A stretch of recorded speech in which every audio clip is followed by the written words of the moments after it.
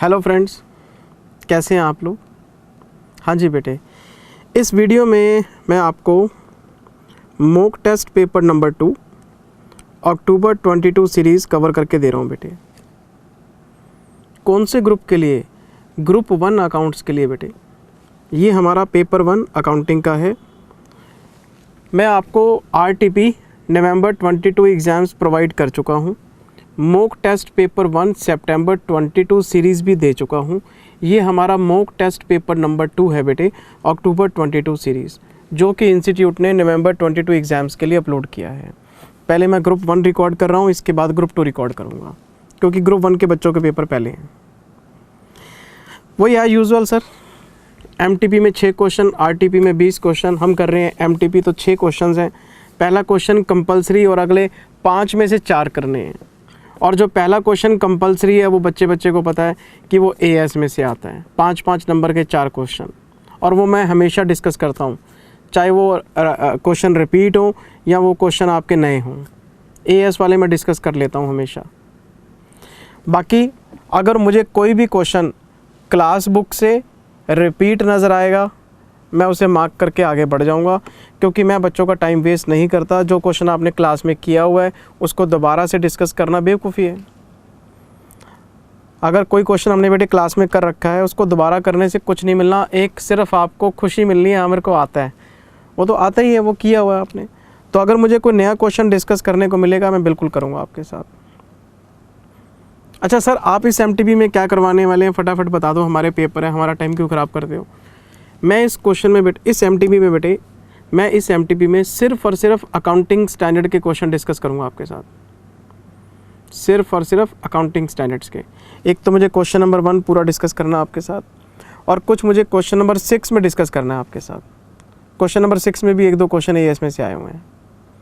बाकी main question तो सारे आपने किए हुए हैं, कुछ नया नहीं है उसके अंदर। तो मैं आपका टाइम ख़राब नहीं करता, मैं क्वेश्चन स्टार्ट करता हूँ। मुझे डिस्कशन करना है, करवाना कुछ नहीं, सिंपल क्वेश्चन है बिल्कुल। फर्स्ट क्वेश्चन का बेटे A पार्ट, वही 5-5 नंबर के 4 क्वेश्चन है, AS बेस्ड है। फर्स्ट क्वेश्चन का A पार्ट, जनरल सर कौन से AS का है? अकाउंटिंग स्टैंडर्ड 10 का है बेटे, AS 10 PPE। और सारे स्टूडेंट्स को पता है कि जब हम कोई प्रॉपर्टी, प्लांट, इक्विपमेंट एक्वायर करते हैं, तो एक्विजिशन से रिलेटेड जितने भी एक्सपेंसेस होते हैं, चाहे वो आपके टैक्सेस हो, चाहे वो आपका फ्रेट हो, लोडिंग अनलोडिंग हो, साइट प्रिपरेशन हो, आपका प्रोफेशनल फ़ीस हो, ट्रायल रन की कॉस्ट हो, जो चीज़ एक्विजिशन से रिलेट करेगी वो हम उसकी कॉस्ट में ऐड करते जाएंगे। AS 2 इन्वेंट्री में भी यही बताया था कि इन्वेंट्री को प्रेजेंट कंडीशन तक लाने के लिए जो पैसा आप खर्च करते हैं वो उसकी कॉस्ट का पार्ट बन जाता है। वही मशीन आपका प्रॉपर्टी, प्लांट, इक्विपमेंट में है कि PPE को प्रेजेंट कंडीशन, प्रेजेंट लोकेशन तक लाने के लिए जो पैसा आप खर्च करते हैं वो उसकी कॉस्ट का पार्ट बन जाता है। तो हम क्वेश्चन पढ़ लेते हैं, देखते हैं कि क्या क्या कॉस्ट में आ सकते हैं। Mohan limited has an existing free hold property. Company के पास एक फ्री होल्ड फैक्ट्री है sir, which it intends to knock down and redevelop. ये अपनी इस फैक्ट्री को रीडेवलप करना चाहते हैं। ये अपनी इस फैक्ट्री को रीडेवलप करना चाहते हैं। रीडेवलप का मतलब रेनोवेट करना चाहते हैं। During the redevelopment period, the company will move its production facilities to another site। अच्छा, जब इस फैक्ट्री को रीडेवलप करेंगे तो ये अपनी पुरानी फैक्ट्री के प्रोडक्शन फैसिलिटीज़ को दूसरी जगह शिफ्ट करेंगे। जनरल सर देसी भाषा में बताओ ना। देसी भाषा में ये है कि पुरानी फैक्ट्री को रेनोवेट करना है, तो ये क्या करेंगे, पुरानी फैक्ट्री में लगी हुई मशीन को वहाँ से निकालेंगे और एक नई जगह पे शिफ्ट कर लेंगे और वहाँ माल बनाएंगे, यहाँ रेनोवेशन करेंगे। तो प्रोडक्शन फैसिलिटीज़ का मतलब है मैन्युफैक्चरिंग प्रोसेस। तो पुरानी फैक्ट्री में से सारी मशीन निकाल के एक नई जगह शिफ्ट करके वहाँ काम चलाएंगे और इसको रीडेवलपमेंट करेंगे। अच्छा, तो क्या पूछना चाहते हैं ये? The following incremental cost will be incurred. अच्छा बताओ जी। सबसे पहले setup cost 5 lakh rupees to install machinery in the new location. ये तो गलत हो गया काम। AS10 ये कहता है कि अगर आप किसी भी एसेट को एक्वायर करने के लिए पैसा खर्च करते हैं तो वो उसकी कॉस्ट का पार्ट है। मैं पुरानी फैक्ट्री को रीडेवलप करूँगा तो जितना पैसा रेनोवेशन में लगाऊंगा मैं उसकी कॉस्ट का पार्ट मान लूँगा। लेकिन यहाँ ये 5 लाख रुपए किस चीज़ पे खर्च कर रहे हैं? मशीन को एक जगह से निकाल के दूसरी जगह पे इंस्टॉल करने के लिए। ये तो रीलोकेशन एक्सपेंस हो गया।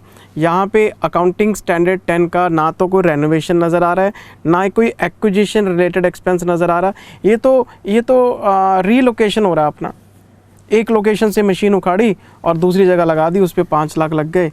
तो ये इंस्टॉलेशन कोई एक्विजिशन वाला थोड़ा ना है, ये नहीं अलाउड। ये तो प्रॉफिट एंड लॉस में जाएगा। इसमें कोई एक्विजिशन वाली बात तो है ही नहीं। आपकी फैक्ट्री पानीपत में है, आपने पानीपत से फैक्ट्री निकाल के बहादुरगढ़ में लगा दी, बहादुरगढ़ से निकाल के आपने फरीदाबाद में लगा दी। ऐसे तो आप जितनी मर्जी जगह बदल लो, एक मशीन पे 3-3 बार इंस्टॉलेशन खर्च कर लो, वो सारा थोड़ा ना कैपिटलाइज होगा। पहली बार जो इंस्टॉलेशन होता है वो एक्विजिशन से रिलेटेड होता है, वो कैपिटलाइज होता है। बाकी तो सर P&L में। कोई नई मशीन थोड़ा ना खरीदी है आपने। अच्छा जी, रेंट 15 लाख रुपए, रेंट तो वैसे ही P&L में जाता है। जो नई फैक्ट्री आपने किराए पे ली है, क्योंकि आप अपनी फैक्ट्री में तो रेनोवेशन चला रखा है आपने, तो नई फैक्ट्री का किराया वो तो P&L में जाएगा। Removal cost of 3 lakh rupees to transport the machinery from the old location to the temporary location. Sir वही सेम बात, कोई भी खर्चा एक्विजिशन ऑफ एसेट के साथ रिलेटेड नहीं है तो कुछ भी कैपिटलाइज नहीं होगा। All these expenses shall be written off in profit and loss account. अब क्वेश्चन आगे क्या कहते हैं? Mohan limited wants to seek your guidance as whether these costs can be capitalized into the cost of new building। क्या इसको हम renovation का part मान सकते हैं? You are required to advise in line with AS10 PPE। No. All these expenses cannot be considered as a part of cost of new building. These expenses shall be written off in profit and loss account because these expenses are not related with acquisition of new asset और any type of renovation expense.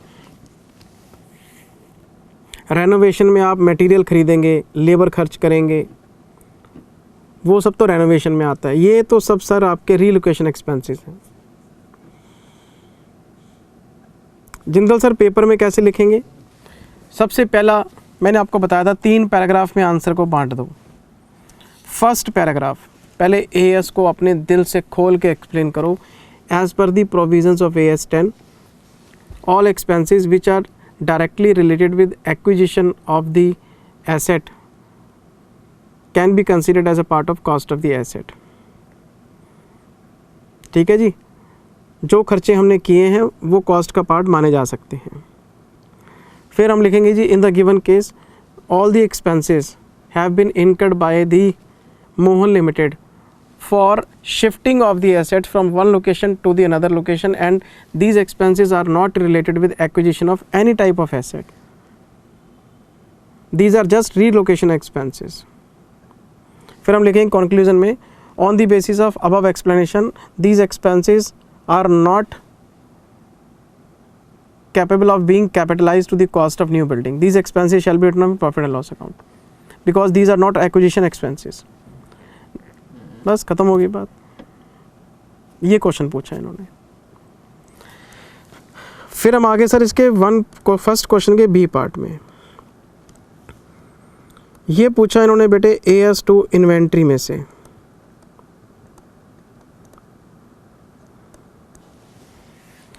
Inventory में मैंने आपको 3 तरह के valuation बताए थे, finished goods का, WIP का, रॉ मटेरियल का।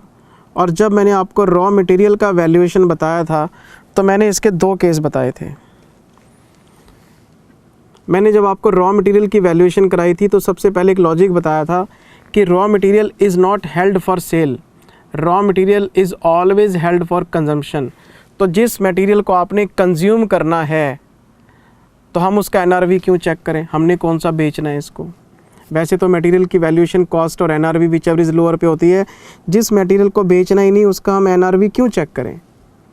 तो रॉ मटेरियल का पर्पस क्या था, हेल्ड फॉर कंजम्पशन, कंज्यूम होके क्या बनेगा, फिनिश्ड गुड बनेगा। तो मैंने आपको AS2 का रूल बताया था कि रॉ मटेरियल की जो वैल्यूएशन है वो फिनिश्ड गुड्स के हिसाब से चलेगी। किसके हिसाब से, फिनिश्ड गुड्स के हिसाब से।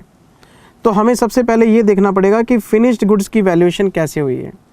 अगर आपका finished goods at cost value किया गया है, अगर आपका फिनिश्ड गुड कॉस्ट पे वैल्यू किया गया है, इसका मतलब क्या हुआ, मान लो फिनिश्ड गुड्स की कॉस्ट है 100, इसका एनआरवी है 110, विच एवर इज लोअर 100। इसको हम कहते हैं valuation of finished good at cost. Cost पे वैल्यूएशन तभी हुई होगी जब इसका एनआरवी ज़्यादा होगा, क्योंकि विच एवर इज लोअर का प्रिंसिपल है। तो अगर आपके फिनिश्ड गुड्स का एनआरवी ज़्यादा है, इसका मतलब आपका फिनिश्ड गुड प्रॉफिट में है, तभी आप उसकी कॉस्ट पे वैल्यूएशन कर रहे हो। क्योंकि वैल्यूएशन में हम प्रॉफिट नहीं ढूंढते, लॉस ढूंढते हैं as a matter of prudence. तो अगर आपका फिनिश्ड गुड कॉस्ट पे वैल्यू है, तो जिस रॉ मटेरियल ने कंज्यूम होके फिनिश्ड गुड बनना है, वो कैसे लॉस में आ सकता है। जब आपका फाइनल प्रोडक्ट लॉस में नहीं है तो उसका एक कंपोनेंट लॉस में कैसे हो सकता है। Raw material is a component of finished good. तो हमने एक रूल बना दिया था कि अगर finished good at cost value हो रहा है तो रॉ मटेरियल को भी एट कॉस्ट वैल्यू कर दो, वैल्यूएशन प्रिंसिपल की ऐसी की तैसी। यही पढ़ा था। दूसरा केस, अगर फिनिश्ड गुड की वैल्यूएशन एनआरवी पे हो जाए, मान लो ये 90 रुपये है और फिनिश्ड गुड्स की वैल्यूएशन आप 90 पे कर देते हैं, तो हम इसको बोलेंगे वैल्यूएशन एट एनआरवी। अब दिमाग लगाओ कि फिनिश्ड गुड एनआरवी पे कैसे आया, एनआरवी लो होगा तभी आ रहा है। अच्छा, तो ये किस चीज़ का इंडिकेशन है, लॉस का। अगर आपका फाइनल आउटपुट लॉस में है तो उसमें जो कंपोनेंट है वो भी लॉस इंडिकेट कर रहा है।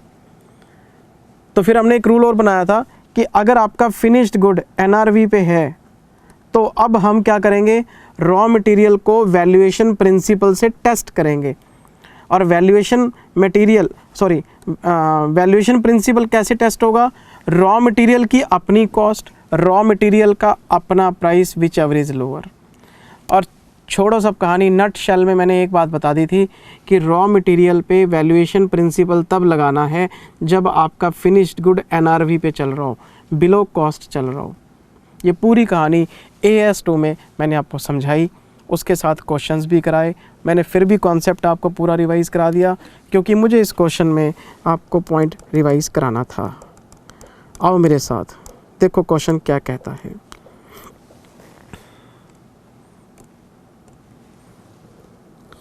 USA Limited purchased raw material at the rate of 400 पर kg। कंपनी ने 400 रुपये पर किलो के हिसाब से रॉ मटेरियल ख़रीदा है, तो रॉ मटेरियल की कॉस्ट हो गई 400 रुपये। Company does not sell raw material but uses in the production of finished good. हमें पता है भाई, इतनी नॉलेज तो रखते हैं, CA इंटर में तो क्या हुआ, पढ़ के तो सब कुछ आए हैं। The finished goods in which raw material is used are expected to be sold at below cost. घंटी बच जानी चाहिए। बिलो कॉस्ट का मतलब आपका जो फिनिश्ड गुड है वो एनआरवी पे है, और जब आपका फिनिश्ड गुड एनआरवी पे है तो आपको रॉ मटेरियल के लिए वैल्यूएशन प्रिंसिपल लगाना पड़ेगा। 400 रुपये कॉस्ट है, अब इसका एनआरवी टेस्ट करेंगे हम।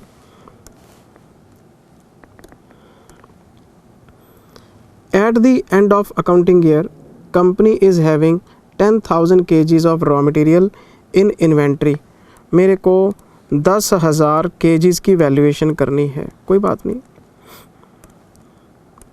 मुझे क्वेश्चन आगे क्या कहता है। As the company never sells the raw material, company inventory कभी नहीं बेचती, पता है हमें। It does not know the selling price of the raw material, इनको पता ही नहीं कि रॉ मटेरियल का सेलिंग प्राइस क्या है, कोई बात नहीं। Hence can not calculate the realisable value of raw material for the valuation of inventories at the. इनको ये भी नहीं पता कि रियलाइजेबल वैल्यू क्या है। जब ये मटेरियल को बेचते ही नहीं तो इनको प्राइस भी नहीं पता, कोई बात नहीं। However, the replacement cost of the material is 300। कहते हैं अगर इस तरह का मटेरियल मार्केट में ख़रीदने जाएं तो आज 300 रुपये का मिलता है, तो 300 रुपये प्राइस पता लग गया ना कि ये मटेरियल आजकल 300 रुपये का चल रहा है। जिस मटेरियल को आप नहीं बेचते उसका प्राइस नहीं पता, कोई बात नहीं। सिमिलर टाइप ऑफ मटेरियल तो 300 रुपये का मिल रहा है ना, तो 400 और 300 विच एवर इज़ लोअर, 300 तो 300 इंटू 10,000 इंटू 300 30,000, 3 लाख, 30 लाख रुपए का। ये आपका आंसर आ गया जी। कहते हैं how will you the value of inventory of raw material. Sir paper में कैसे लिखेंगे, वही 3 पैराग्राफ। सबसे पहले AS2 का प्रोविज़न दिल खोल के लिखो कि as per the provisions of AS2 valuation of raw material can be considered according to valuation principle only if valuation of finished good has been done at NRV or below cost. In the given case, valuation of finished good has taken place at below cost, which indicates that there is a loss in finished good. So we need to value raw material on the basis of valuation principle. फिर अगला paragraph, in the given case cost per kg is 400 but replacement cost is 300, so the lower price is 300. We should value the inventory at the rate of 300 per kg. We have 10,000 kg, at the rate of 300 kg we should value 30 lakh rupees. खत्म हो गई बात।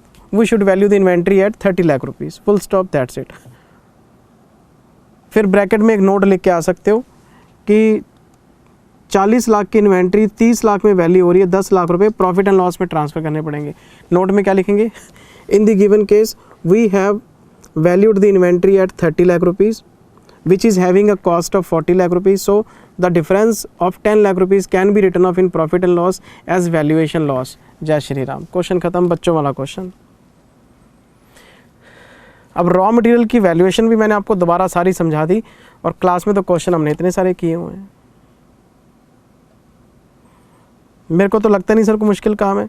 Question number 1 का A part AS10 का relocation cost पूछ ली, और question number 2 में आपसे रॉ मटेरियल की वैल्यूएशन करवा गया। हम आ गए C पार्ट में। जिंदल सर C पार्ट किस चीज़ का है? ये तो बेटे अकाउंटिंग स्टैंडर्ड 13 का है।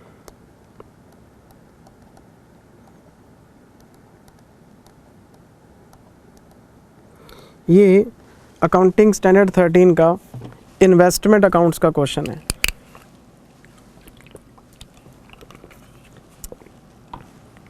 पता है क्या पूछा इन्होंने? इस क्वेश्चन में आपसे पूछी गई है वैल्यूएशन, और एक आपसे पूछा गया है रिक्लासिफिकेशन। वैसे तो मैंने इन्वेस्टमेंट अकाउंट का रिविजनरी वीडियो डाल दिया था, मैं फिर भी रिवाइज करा देता हूँ फटाफट से। इन्वेस्टमेंट 2 टाइप के, एक शॉर्ट टर्म एक लॉन्ग टर्म। शॉर्ट टर्म की वैल्यूएशन करते हैं कॉस्ट और market value which ever is lower. Long term की valuation at cost only. Long term की वैल्यूएशन कॉस्ट और market value which ever is lower पे हो सकती है अगर परमानेंट डिक्लाइन हो जाए तो। ठीक, फिर आते हैं रिक्लासिफिकेशन में। शॉर्ट टर्म को लॉन्ग टर्म बनाना, लॉन्ग टर्म को शॉर्ट टर्म बनाना। रिक्लासिफिकेशन, आपने एक इन्वेस्टमेंट खरीदी ये सोच के कि मैं इसको 12 महीने में बेच दूंगा, पर वो अच्छे रिटर्न दे रही है, आपने उसको होल्ड करने की इंटेंशन बना ली कि मैं नहीं बेचूंगा, तो शॉर्ट टर्म को लॉन्ग टर्म में रिक्लासीफाई करना पड़ेगा। ओरिजिनल क्लासिफिकेशन शॉर्ट टर्म का था, पर आपको रिक्लासीफाई करना है लॉन्ग टर्म में। तो मैंने आपको रूल बताया था, शॉर्ट टर्म से लॉन्ग टर्म में जाना है, चले जाओ। जिस दिन आप रिक्लासिफिकेशन करोगे ओरिजिनल नेचर के हिसाब से वैल्यूएशन करनी पड़ेगी। शॉर्ट टर्म की ओरिजिनल वैल्यूएशन क्या है? कॉस्ट और market value which ever is lower. तो आप जिस दिन रीक्लासिफिकेशन करेंगे ये प्रिंसिपल टेस्ट करेंगे, जो वैल्यू निकल के आएगी वो लॉन्ग टर्म में चली जाएगी। लॉन्ग टर्म को शॉर्ट टर्म में लेके आना है, कोई बात नहीं। लॉन्ग टर्म का ओरिजिनल प्रिंसिपल क्या है? At cost except permanent decline. तो अगर एट कॉस्ट है तो सीधा ट्रांसफ़र कर दो, कोई परमानेंट डिक्लाइन आपने राइट ऑफ किया था तो कैरिंग अमाउंट पे ट्रांसफ़र कर दो। ये पूरी कहानी अकाउंटिंग स्टैंडर्ड 13 में मैंने आपको समझाई थी। 5 मिनट में फिर रिवाइज करा दिया आपको। आओ क्वेश्चन पढ़ते हैं।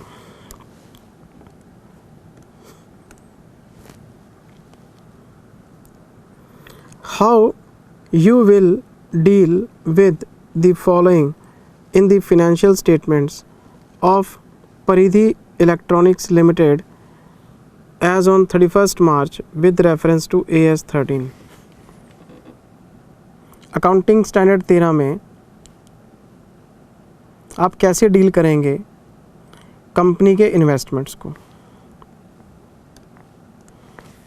क्या डेट है? 31 March. First part, company invested in the shares of another unlisted company on 1st May 18। 1 मई 18 को इन्वेस्ट किया है अनलिस्टेड कंपनी में, ठीक है, at a cost of 3 lakh rupees with the intention of holding more than a year. Long term investment है, ठीक है जी। मैं 1 साल से ज़्यादा होल्ड करूँगा, ये मेरी लॉन्ग टर्म इन्वेस्टमेंट है। The published accounts of unlisted company received in 2 Jan 22 reveals that the company has incurred cash losses with decline in market share and investment of may not fetch more than। अच्छा जी, हमने 3 लाख रुपए लगाए थे और आज इसकी market value है मात्र 45,000 रुपये, और ये हमारी लॉन्ग टर्म इन्वेस्टमेंट है। हमने ये पैसा लगाया था 2018 में, आज आ गया है 2022 लिखा हुआ है। इसका मतलब लॉन्ग टर्म इन्वेस्टमेंट तो ये है, और हम इसकी वैल्यूएशन कॉस्ट पे करते आ रहे होंगे। 3 लाख के 3 लाख पड़े होंगे, लेकिन अब कंपनी ने लॉस रिकॉर्ड किया है। कंपनी अगर लॉसेस में डूब रही है तो ये परमानेंट डिक्लाइन है।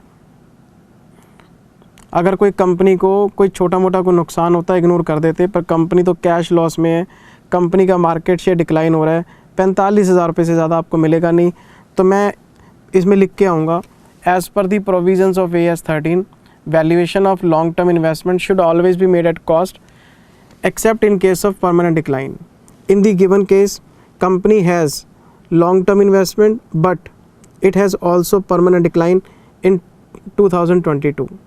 So we should apply the valuation principle on long term investment. Cost is 3 lakh, market value is 45,000. So whichever is lower, 45,000 will be the final value. 2,55,000 which is decline in the value of investment should be written off in profit and loss account. जय श्री राम। 2,55,000 रुपये right of कर देने चाहिए आपको। आपकी 3 लाख की investment 45,000 रहेगी और 2,55,000 उड़ गया। सब क्लास में किया हुआ है सर, मैं तो सिर्फ आपको टेस्ट करा रहा हूँ, कोई नई चीज़ मुझे मिल ही नहीं रही। क्या आपने रॉ मटेरियल के एक्सपेंसेस, रॉ मटेरियल की वैल्यूएशन नहीं पड़ी हुई? क्या AS 10 में रीलोकेशन के बारे में नहीं पढ़ा हुआ? क्या आपने वैल्यूएशन नहीं पढ़ी हुई? सब कुछ पढ़ा हुआ है। आगे क्वेश्चन क्या कहते हैं? ऑल्सो परिधि electronics limited has current investment purchased for 5 lakhs। 5 lakh में कोई शॉर्ट टर्म इन्वेस्टमेंट है, शॉर्ट टर्म इन्वेस्टमेंट है और वो भी 5 लाख की है। बहुत बढ़िया जी। आगे, which the company want to reclassify as long term investment. Short term को लॉन्ग टर्म बनाना है तो कोई बात नहीं, कॉस्ट और market value whichever is lower test कर लो। बताओ जी इसकी मार्केट वैल्यू क्या है? The market value of this investment 2.5 lakh. तो रीक्लासिफिकेशन की डेट को वैल्यूएशन टेस्ट करनी पड़ेगी। On the date of reclassification cost is 5 lakh, market value is 2.5 lakh. So the given investment can be considered as long term investment at 2.5 lakh rupees. 2.5 lakh में जाएगी। बाकी का 2.5 lakh profit and loss में राइट ऑफ करो as valuation loss, as decline in value. 5 lakh को short term से निकाल के लॉन्ग टर्म में लेके जाना है, तो आपको मैंने बताया था रिक्लासिफिकेशन डेट को वैल्यूएशन टेस्ट करनी पड़ेगी आपको, और वैल्यूएशन टेस्ट होगी ओरिजिनल नेचर के हिसाब से। ओरिजिनल नेचर क्या है? करंट इन्वेस्टमेंट है। कॉस्ट और market value whichever is lower, which ever is lower क्या है? 2.5 लाख रुपए, 2.5 लाख में भेज दो, बाकी का 2.5 लाख राइट ऑफ कर दो। क्वेश्चन खत्म। जय श्री राम। मैंने कुछ नया नहीं कराया सर, सब कुछ आपको आता है, मैंने कुछ बताया ही नहीं आपको, मैं तो रिवाइज करा रहा हूँ क्वेश्चन। सब कुछ क्लास में तो पढ़ा हुआ है सर हमने। मैं आ गया सर क्वेश्चन नंबर 1 के डी पार्ट में।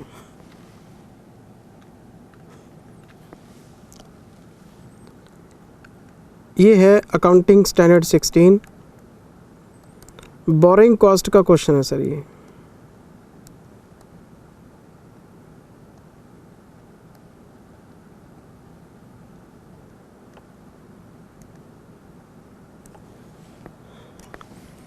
AS 16 borrowing cost. वैसे सिमिलर क्वेश्चन हमने किया हुआ है क्लास में।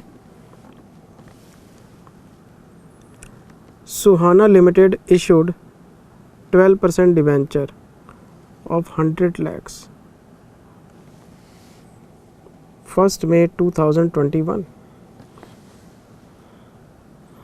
और हमारा ईयर क्या है? 21-22। अगर मैं डिबेंचर 1 मई को इशू करता हूँ तो 11 महीने का ब्याज निकालना पड़ेगा।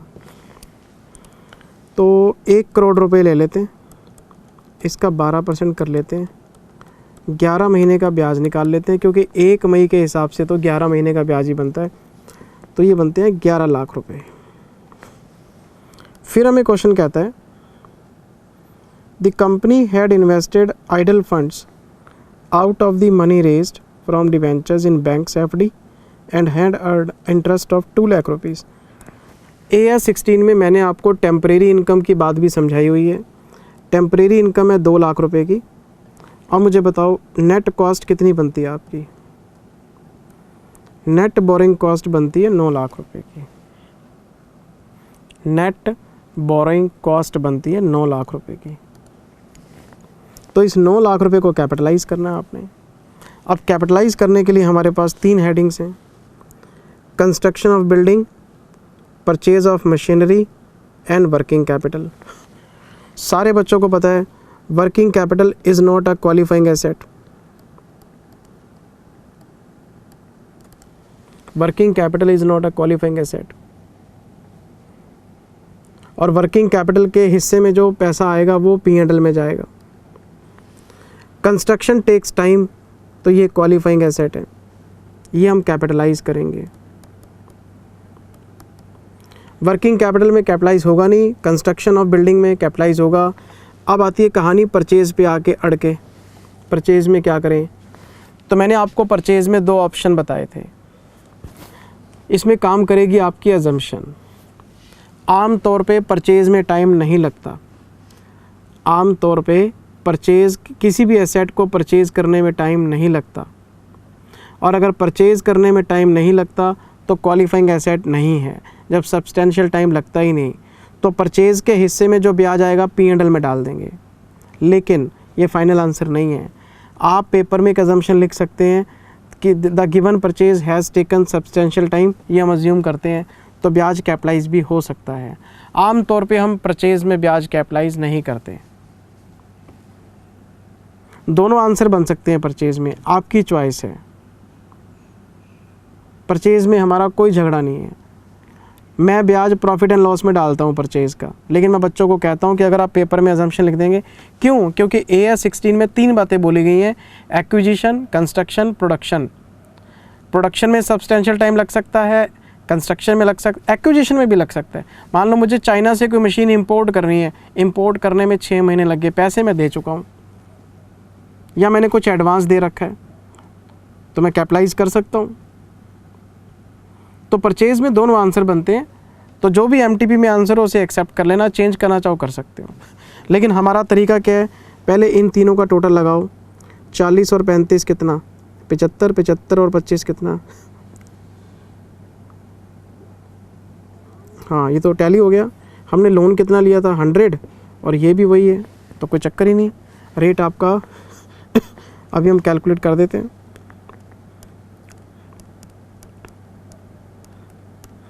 हमारा इंटरेस्ट कितना है 9 लाख।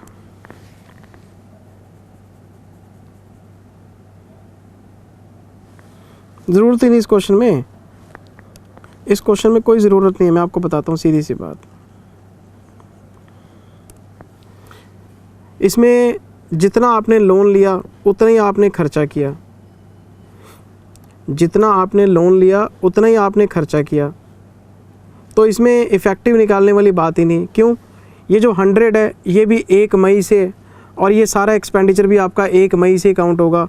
तो आप 100 का 11/12 कर लें, या 40, 35 और 25 इन तीनों का 11/12 कर लें, सेम ही आना है। वैसे हम क्या करते हैं, इफ़ेक्टिव एक्सपेंडिचर और effective loan which ever is higher को डिनोमिनेटर में रखते हैं। इसमें तो बराबर है, लोन भी वही है और एक्सपेंडिचर भी वही है। तो आप सीधा 100 का 11/12 कर लो तो ज़्यादा बेटर रहेगा। तो आपका नेट इंटरेस्ट कितना था 9। हम WSCR की बात कर रहे हैं।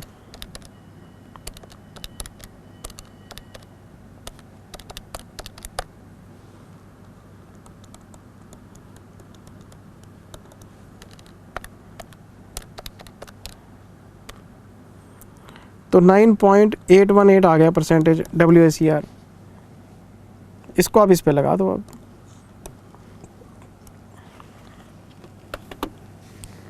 एक तरीका और बताऊं, छोड़ो सब चीज़ें, मैंने आपको क्लास में बताया था।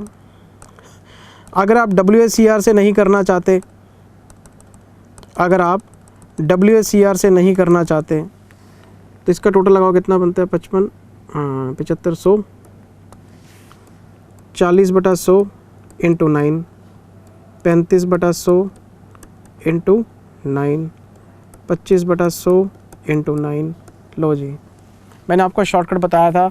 WSCR एक अच्छा प्रेजेंटेशन है, लेकिन अगर आप एक्सपेंडिचर की रेशियो बना लेते हैं तो भी आपका आंसर सेम आना है। हमने एक्सपेंडिचर की रेशियो में बांट दिया, किसको? नेट बोरिंग कॉस्ट को, आंसर सेम आएगा। अब इस MTP में इन्होंने क्या किया है, एक्सपेंडिचर की रेशियो में बांट के शॉर्टकट मारा हुआ है। लेकिन अगर आप WSCR निकाल के फिर आप वर्किंग बनाते तो वो ज़्यादा बेटर है। लेकिन एक बात पक्की है, ये कैपिटलाइज होगा, ये P&L में जाएगा, ये आपकी चॉइस है। वैसे हम इसको P&L में भेज देते हैं क्लास में, क्योंकि हम ये मान के चलते हैं कि परचेज में टाइम नहीं लगता, लेकिन अजम्पशन चेंज की जा सकती। हाँ जी बेटे, चलें आगे। ये 4 क्वेश्चन इन्होंने हमें AS के पूछे, हमने बता दिए। मैं अपना होमवर्क करके आया हूँ। जो क्वेश्चन रिपीट हैं मैं नंबरिंग बताऊंगा और आगे बढ़ूंगा। Question number 2A,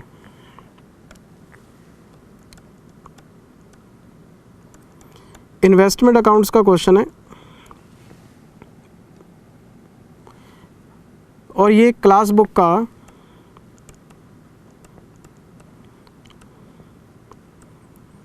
question number 27 है। और हुआ कुछ नहीं, क्वेश्चन नंबर 27 के जो फिगर्स हैं क्लास बुक में, अगर मैं उन सारे फिगर्स को 2 से गुना कर दूं, सारे फिगर्स को डबल कर दूं, यहाँ पे 2000 डिबेंचर हैं, क्लास बुक में 1000 डिबेंचर हैं, सारे अमाउंट डबल किए हुए हैं। तो जो क्वेश्चन क्लास में किया हुआ है सर, उस पर दोबारा मत्था मारने का कोई मतलब नहीं बनता। मैं आ गया सर इसके B पार्ट में।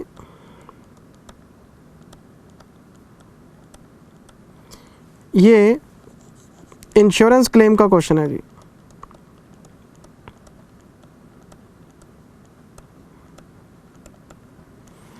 ये इंश्योरेंस क्लेम का क्वेश्चन है जी। ये मैं करा देता हूँ, 5 मिनट लगेंगे बस।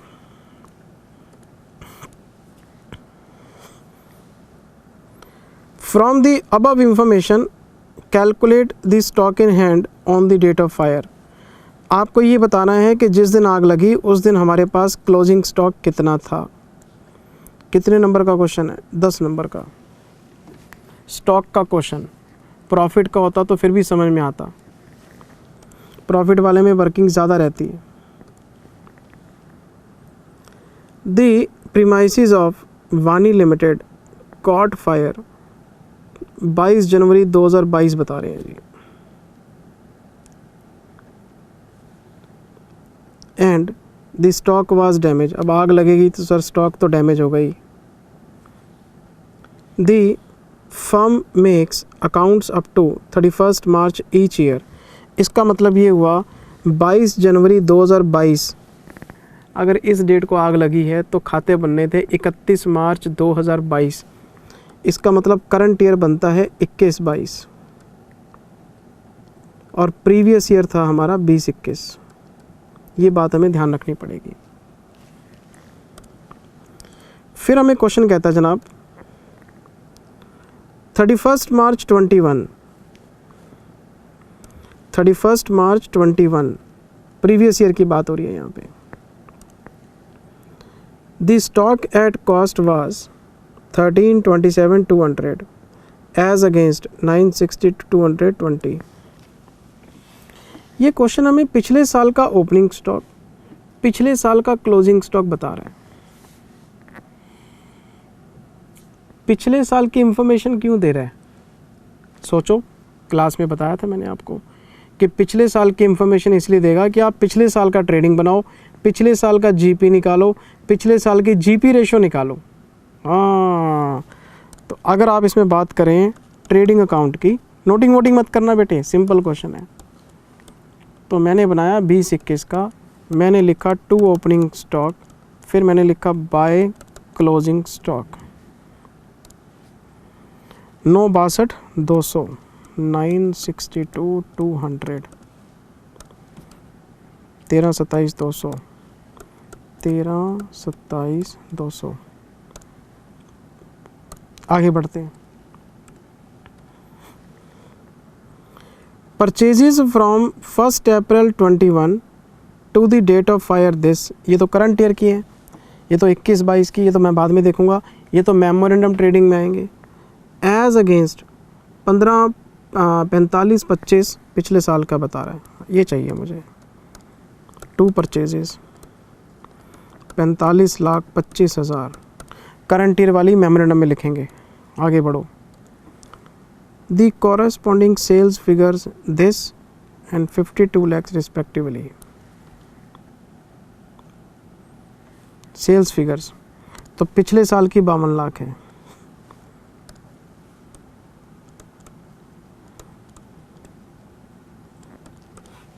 ठीक है जी, ये वाली तो सेल पेंडिंग है और ये वाली हमारी परचेज पेंडिंग है, देख लेंगे हम। इन जुलाई 21 करंट ईयर का मतलब मेमोरेंडम ट्रेडिंग, कोई 1 लाख रुपए के गुड्स हैं जिनको एडवर्टीज़मेंट के लिए यूज़ किया गया है और इसकी अभी तक कोई एंट्री पास नहीं हुई। अगर ये एडवर्टीज़मेंट के लिए, तो इसमें से 1 लाख रुपए माइनस करने पड़ेंगे आपको। परचेज़ में लाख रुपए की एडवर्टाइजिंग इंक्लूड है, एडवर्टाइजिंग P&L में जाती है, परचेज़ में नहीं आती। तो 34,82,700 रुपये, इसमें से 1 लाख रुपए माइनस करेंगे। फिर क्वेश्चन कहता है ड्यूरिंग 21-22 इस साल current year memorandum trading a clerk had miss appropriated unrecorded cash cell. उत्तरी एक क्लर्क ने कैश सेल में गड़बड़ी कर दी और अनरिकॉर्डेड है। अनरिकॉर्डेड का मतलब ये जो सेल है ये शॉर्ट है, इसमें आपको सेल जोड़नी पड़ेगी। क्लर्क के पास कोई कैश लेके आया, उसने माल बेच दिया, सेल लिखी ही नहीं। अगर हमारी सेल अनरिकॉर्डेड है तो सेल कम लिखी है आपने, सेल बढ़ानी पड़ेगी। कैसे पता लगेगा? It is estimated that defalcation average 2,000 rupees per week, एक हफ्ते में 2,000 का चूना 1 अप्रैल से लेके जब तक कि आग नहीं लगी 18 अगस्त तक, 1/4 से लेके 18 अगस्त तक दिन गिनने पड़ेंगे। 30 दिन अप्रैल के, 31 दिन मई के, 30 दिन जून के, 31 जुलाई के, 18 दिन अगस्त के, टोटल मारो 30 दिन, 31 दिन, 30 दिन, 31 दिन, 18 दिन, 140 दिन की गड़बड़ी है। 7 से डिवाइड करो तो 20 वीक्स बनते हैं। 2000 रुपये पर वीक है तो 40,000 रुपये बनते हैं। 1/4 से लेके 18 अगस्त तक गड़बड़ी हुई है। इसके हमने नंबर ऑफ़ डेज़ बना लिए 140 दिन। 7 से डिवाइड किया, वीक्स बन गए। 2000 रुपये पर वीक है तो 40,000 रुपये हो गए सर। तो ये जो सेल आपको नज़र आ रही है ना, इसमें 40,000 रुपये आपको और ऐड करने पड़ेंगे। बस रेट ऑफ जीपी कांस्टेंट है। लो जी, क्वेश्चन का टोटल लगाओ, जीपी बताओ कितना आया। 52 लाख प्लस 13 27 200, 65 27 200,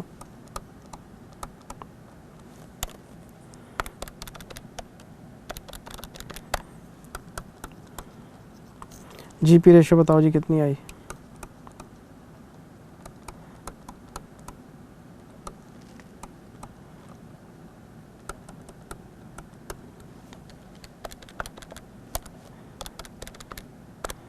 बीस % आ गया। इसके बाद चलते हैं आगे।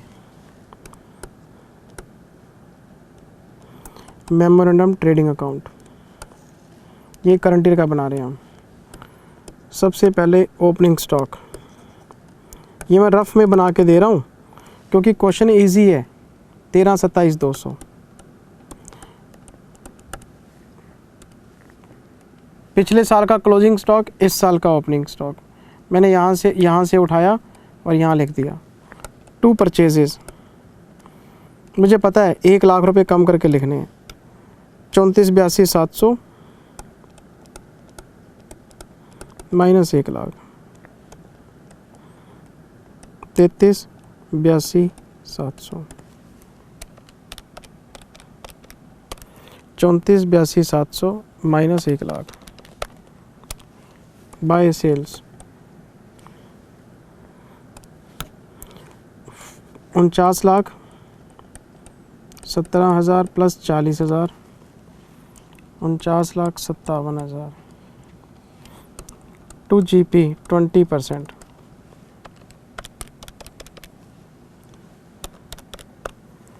नौ 91 400। लो जी, क्लोजिंग स्टॉक आ गया। Balancing figure 13 27 200, 33 82 700, 9 91 400 minus 7 44 300। क्वेश्चन ने हमसे कोई क्लेम व्लेम नहीं मांगा, कोई डैमेज गुड्स नहीं मांगे। क्वेश्चन कहता है क्लोजिंग स्टॉक बता दो on the date of fire. Answer is 744 300। ये देखो जी, ये रहा आंसर। आसान क्वेश्चन है। यहाँ सेल ऐड कर दी, यहाँ परचेज माइनस कर दी, क्वेश्चन आपके सामने पड़ा है। ये जीपी रेशियो 20% है। अच्छा जी सर, मैं आ गया चलते चलते क्वेश्चन नंबर 3 के ए पार्ट में। सर फॉरेन ब्रांच का क्वेश्चन है और क्लास का डिट्टो क्वेश्चन है। डिट्टो कौन सा है ये? Question number 53, page number 388 class book में है सर।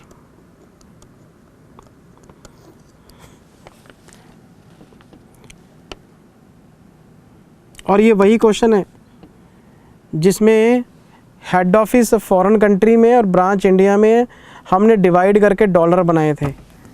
वैसे तो डॉलर्स को रुपीज़ में लाना होता है, लेकिन ये उल्टा चलते हैं, रुपीज़ को डॉलर में। मैंने बोला था क्वेश्चन की फ्रेमिंग गलत है, लेकिन कर लो, ये वही क्वेश्चन है। यहाँ पे हीरा है, क्लास में जो क्वेश्चन किया था वहाँ पे कार्लिन एंड कंपनी था। फिगर्स नहीं बदले, फिगर्स वही हैं सारे। मैं 3B में आ गया सर। लो जी, डिपार्टमेंटल का क्वेश्चन है और ये क्लास बुक का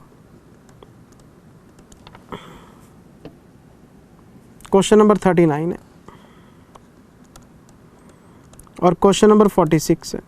एक ही क्वेश्चन 2 बार है और जो 46 है अगर मैं इसको 2 से गुना कर दूं ये क्वेश्चन बन जाएगा आपका। डिट्टो क्वेश्चन है सर। चलिए आगे।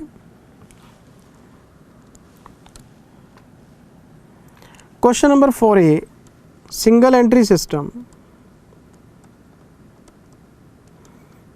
ये सर क्लास बुक का क्वेश्चन नंबर 17 है, श्री राशिद वाला क्वेश्चन है जी। ये सारी इंफॉर्मेशन सेम है जो राशिद में थी, कोई नई इंफॉर्मेशन इसमें नहीं है बेटे। क्लास बुक का क्वेश्चन नंबर 17 है जी। ये टाइम वेस्ट करने की ज़रूरत नहीं है, क्वेश्चन हो जाना है ये।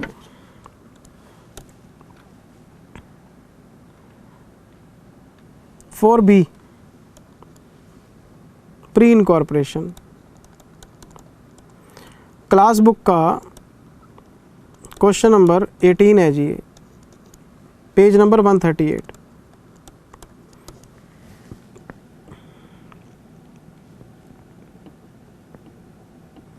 यहाँ पे मून लिमिटेड है, क्लास वाले क्वेश्चन में सेल लिमिटेड था।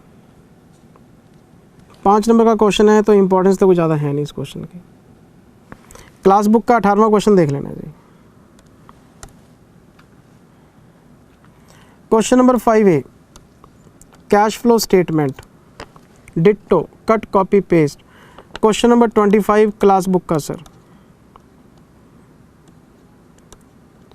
और ये पेज नंबर 47 पे है।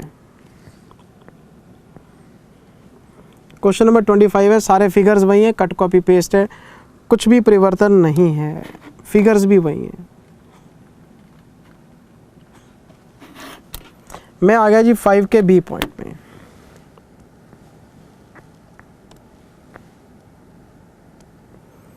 ये इन्होंने शेड्यूल 3 में से पूछ लिया, मैं आपको एक्सप्लेन कर देता हूँ। 12 नंबर का क्वेश्चन तो कैश फ्लो वाला था, ये 4 नंबर का क्वेश्चन है सर। मैं क्वेश्चन आपको रीड करा देता हूँ।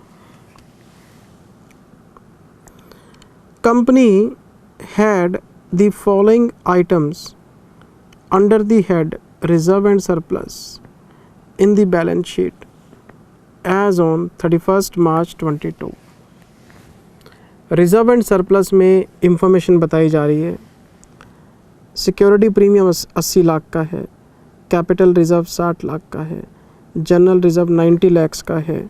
अगर मैं इसका टोटल लगाता हूँ तो मेरे पास 230 लाख के रिज़र्व्स पड़े हैं, और ये सारे रिज़र्व पॉजिटिव होते हैं। क्वेश्चन पूछना क्या चाहता है, the company had an accumulated loss of 250 lakhs on the same date. सारे रिजर्व पॉजिटिव हैं, लेकिन कंपनी का जो P&L है वो नेगेटिव है 250 का, which it has disclosed under the head statement of profit and loss as asset in balance sheet. इन्होंने बैलेंस शीट में P&L का जो डेबिट बैलेंस है इसको एज एन एसेट शो कर दिया। P&L में जो डेबिट बैलेंस है इसको एसेट साइड में ले गए और एज एन एसेट शो कर दिया। कहते हैं आप कमेंट करो क्या ये एक्यूरेट है? Answer is no. P&L का डेबिट बैलेंस बैलेंस शीट में शेड्यूल 3 के हिसाब से एसेट साइड में नहीं आ सकता। पहले कभी आता था जब शेड्यूल 3 नहीं होता था। अब तो हम बनाते हैं रिज़र्व एंड सरप्लस का वर्किंग नोट। हम इसमें सारे रिज़र्व लिखते हैं, security premium, capital reserve, general reserve and P&L। ये 80, ये 60, ये 90 और ये 250 नेगेटिव, और टोटल आ जाएगा 20 नेगेटिव। और ये जो नेगेटिव फिगर आएगी इसको हम on the face of balance sheet in front of reserve and surplus लिखेंगे। पेपर में क्या लिख के आना है, the treatment regarding presentation of P&L of the company is totally incorrect. The profit and loss account, whether it is positive or negative, should be disclosed under the heading of reserve and surplus. The company has a positive balance of 230 lakh but a negative balance in P&L account 250 lakhs. The net balance will be negative of 20 lakhs and it should be shown on the face of balance sheet. Under the heading of reserve and surplus. जब हम balance sheet बनाएंगे तो share capital के सामने amount लिखेंगे, reserve and surplus के सामने 20 bracket में शो करेंगे। And the balance in profit and loss account can not be disclose separately from reserve and surplus. बस इतनी सी बात है। बताओ, इस चीज़ पे क्वेश्चन पूछ लिया, पॉइंट तो कुछ भी नहीं है।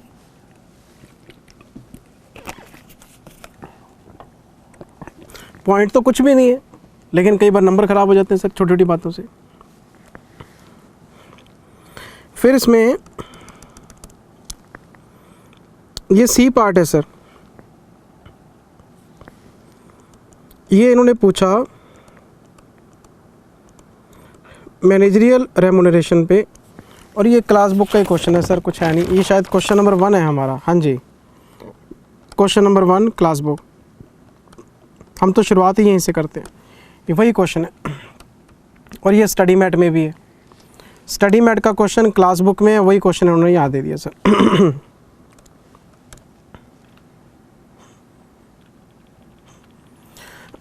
ये हमारा सर क्वेश्चन नंबर 6 है।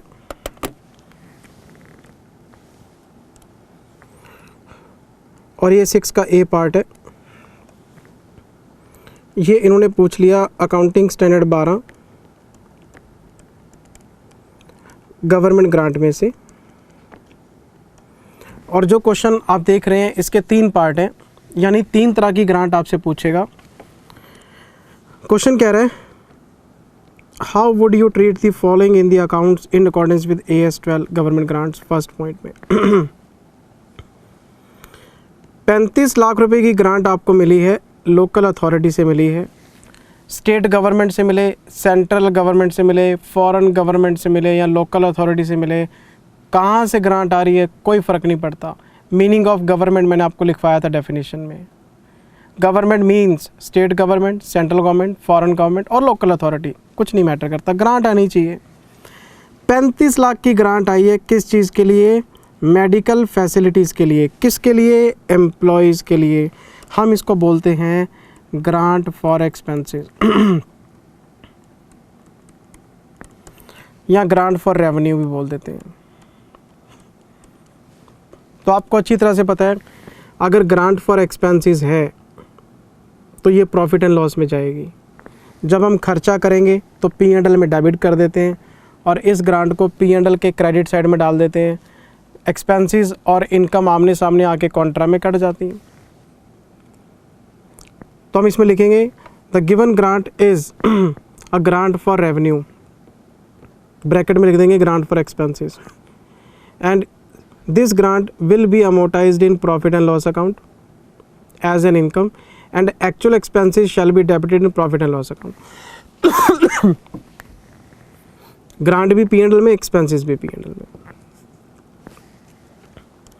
और एक बात और, अगर आपको लगे कि करंट ईयर में आप सारे पैसे खर्च नहीं कर पाओगे, ग्रांट 35 लाख की आई है, खर्चा 35 लाख नहीं हो पाएगा, तो फिर हम इस ग्रांट को हम एक बार डेफर्ड ग्रांट में डाल देते हैं। तो फिर जितना खर्चा होगा उतना डेफर्ड ग्रांट से P&L में अमोर्टाइज कर देते हैं। खर्चा हुआ 30 लाख तो डेफर्ड ग्रांट P&L में 30 लाख चली जाएगी, बाकी का 5 लाख पड़ा रहेगा। जब खर्च करेंगे तब P&L में ट्रांसफ़र कर देंगे।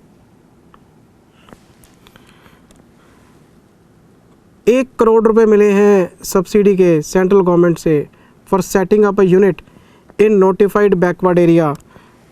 Setting up a unit business के लिए प्रमोटर कंट्रीब्यूशन बोलते हैं इसको। कैपिटल रिजर्व में जाएगी सर ये ग्रांट।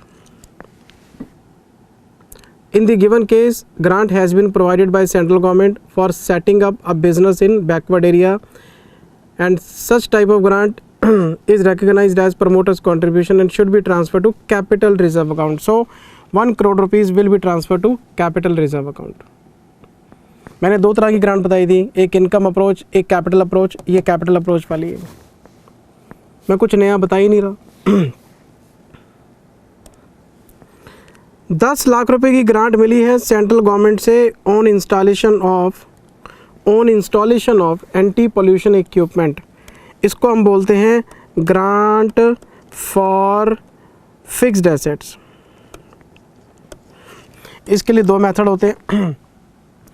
एक होता है एसेट रिडक्शन मेथड, एक होता है deferred amortisation method. Amortisation method भी बोल देते हैं इसको।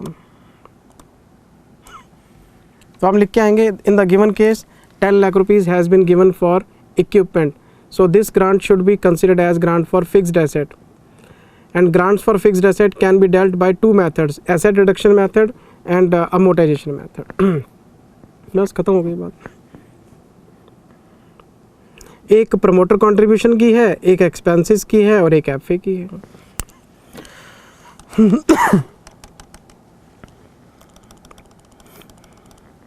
इसका बी पार्ट ये किया हुआ है, ये तो बोनस शेयर में से पूछा है इन्होंने, बच्चों वाला क्वेश्चन है सर, और ये क्लास बुक का क्वेश्चन नंबर 6 है जी।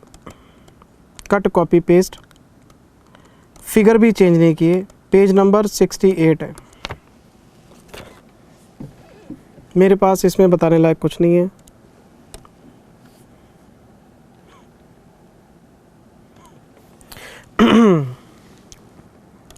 मैं आ गया सर डी पार्ट में। सी पार्ट अभी कराता हूँ, पहले डी पार्ट देख लो। ये पूछा इन्होंने AS 11 में से और इफ़ो में से। एक होता है इफ़ो, एक होता है निफ़ो। शायद आपको याद हो, मैंने आपको क्लास में फॉरेन ऑपरेशन कराया था। फॉरेन ऑपरेशन यानी फॉरेन ब्रांच दो तरीके की होती है, इंटीग्रल, नॉन इंटीग्रल। वैसे फॉरेन ऑपरेशन फॉरेन सब्सिडरी हो सकता है, फॉरेन जॉइंट वेंचर हो सकता है, फॉरेन एसोसिएट हो सकती है, लेकिन ये तीनों फाइनल में इंटर में सिर्फ फॉरेन ब्रांच है। तो मैंने आपको दो तरह की ब्रांच बताई थी, इफ़ो निफ़ो, इंटीग्रल नॉन इंटीग्रल, दोनों का ट्रांसलेशन बताया था। तो ये जो क्वेश्चन हमें बताया जा रहा है ये इंटीग्रल का है। क्या पूछ रहा है question?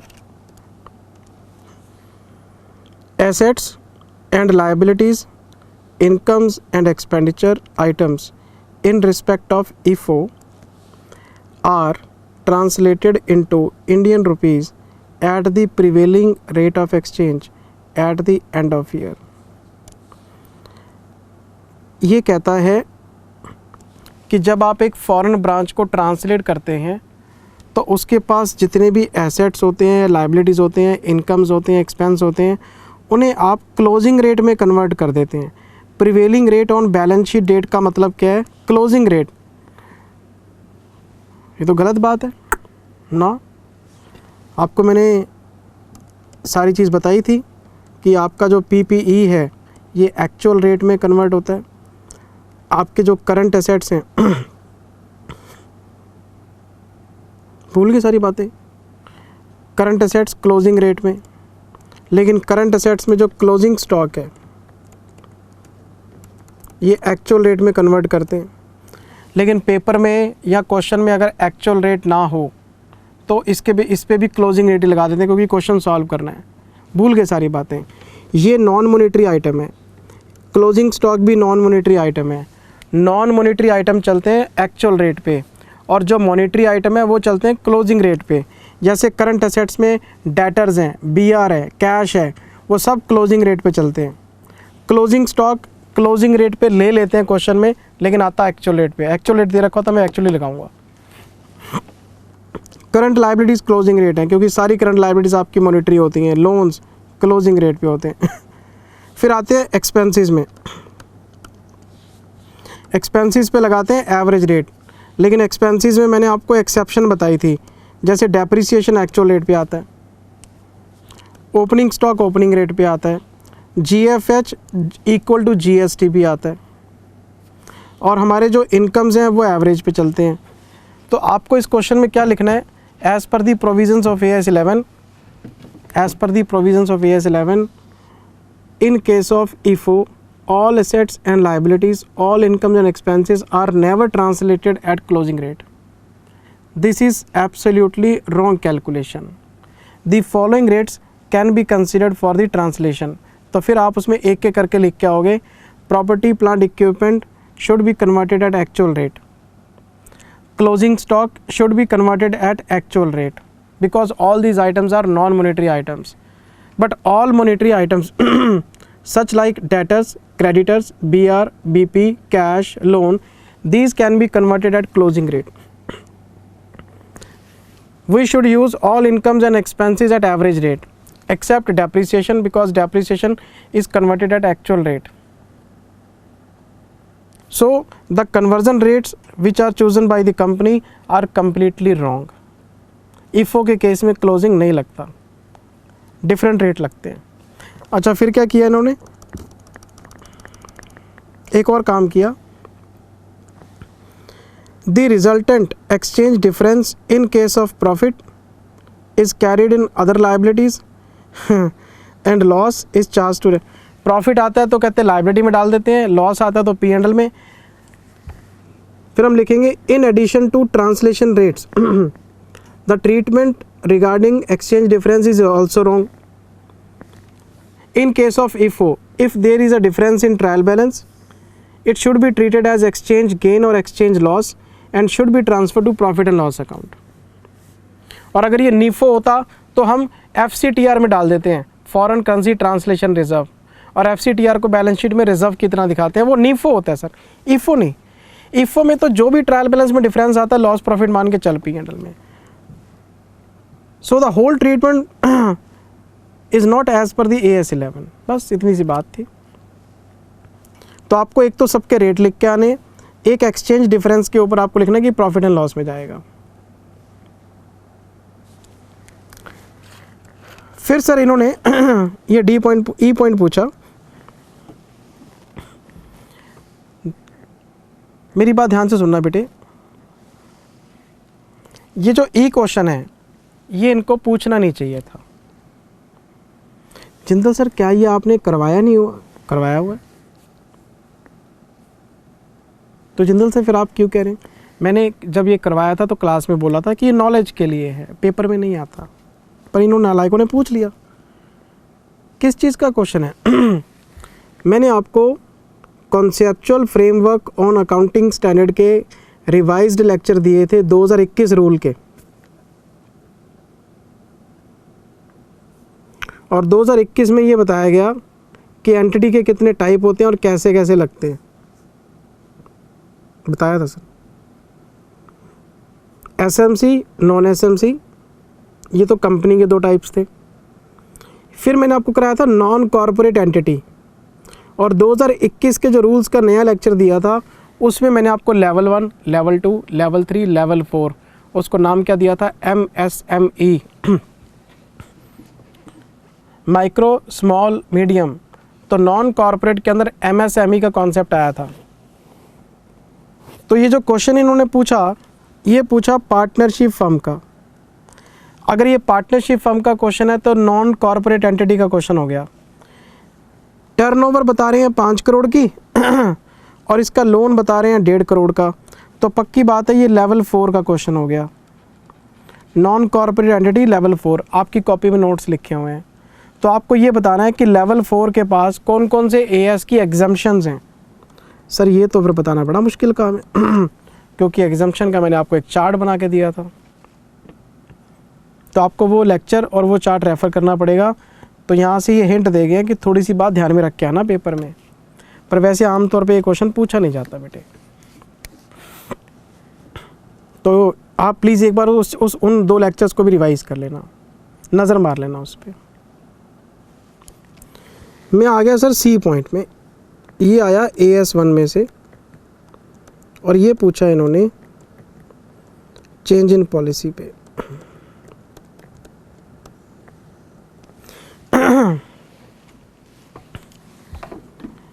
Accounting standard 1 accounting policy, और हमने क्लास में डिस्कस ये किया था कि अकाउंटिंग पॉलिसी वो अकाउंटिंग प्रिंसिपल है जिसके बेसिस पे हमारे फिनेंशियल स्टेटमेंट्स बनते हैं, और अकाउंटिंग पॉलिसी का डिस्क्लोज़र करना हर एंटिटी के लिए मैंडेटरी है नोट्स टू अकाउंट्स में. और अगर कोई कंपनी अकाउंटिंग पॉलिसी चूज़ करती है तो उसे कंसिस्टेंट बेसिस पे लगाना पड़ता है, और अगर अकाउंटिंग पॉलिसी चेंज की जाती है तो आपको नोट्स टू अकाउंट्स में लिखना पड़ेगा कि इसका मटेरियल इफेक्ट क्या आ रहा है. पॉलिसी जब हम चेंज करते हैं तो उसका हमारे फिनेंशियल स्टेटमेंट पे जो मटेरियल इफेक्ट आ रहा है वो लिखना पड़ता है आपको. उसी पे क्वेश्चन बना दिया. मैं आपको चेक करा देता हूँ. Company had made a right issue of shares in 22। Company ने शेयर्स का राइट इशू किया है। In the offer document to its members it had projected a surplus of 40 crores during the accounting year March 22। Right issue में इन्होंने अपने लोगों को बताया कि 40 करोड़ का मुनाफा होने वाला है। मान ली हमने बात। The draft result for the year prepared on estimation basis and policies presented this लो कर लो बात। 40 करोड़ के मुनाफे की जगह 10 करोड़ का लॉस आ रहा है सर। जब इन लोगों ने अपने स्टेटमेंट्स बनाए तो दावे तो बड़े बड़े किए, लेकिन कंपनी 10 करोड़ के लॉस में है। अच्छा, the board in consultation with the managing director decided not to provide after sale expenses during the warranty period. अब लॉस को मैनिपुलेट करना है तो हमारा अकाउंटेंट गया एमडी के पास, कहता बाबूजी आप ना P&L के अंदर प्रोविज़न फॉर वारंटी बनाते हो। आफ्टर सेल एक्सपेंसेस का मतलब कंपनी ने माल बेचा, अपने कस्टमर को प्रॉमिस किया कि हम आपको 5 साल की वारंटी देते हैं, 5 साल में कभी भी प्रोडक्ट ख़राब होगा हमारे पास लाना, फ्री में रिपेयर करेंगे। तो उसका प्रोविज़न हम बुक्स में डालते हैं कि फ्यूचर में एक्सपेंसेस में दिक्कत ना आए। तो ये कहता है इसको हटा दो। अगर आप प्रोविज़न फॉर एक्सपेंसेस हटा दोगे तो प्रॉफिट बढ़ जाएगा। Till the last year provision at the rate of 2% of the sale use to be made under the concept of matching of cost against revenue and actual expenses use to be charge against the provision. पिछले सालों में ये क्या करते आए हैं, cell का 2% खर्चा बुक करते आए हैं एज प्रोविज़न।